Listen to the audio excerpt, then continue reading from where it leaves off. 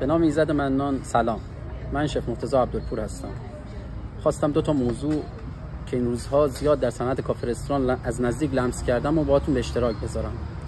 اولین موضوع، کافه رستوران یه مکان عمومی و خانوادگیه که با خونه یا محل‌های خصوصی دیگه اشتباه نگیرید.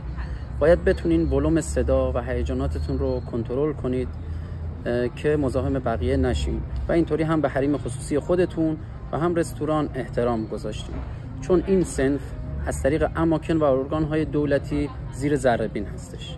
دومین موضوع، ویترها. با ویترها به صورت دستوری و با لحن تند صحبت نکنید، چون ویترها ارتباط مستقیمی با مشتری و تأثیر مستقیمی در جذب مشتری دارند و باید توانایی فیزیکی، ادغام و هماهنگ کردن مورد نیاز همه میزها رو برای ارائه سرویس دهی بهتر و کاملتر داشته باشند.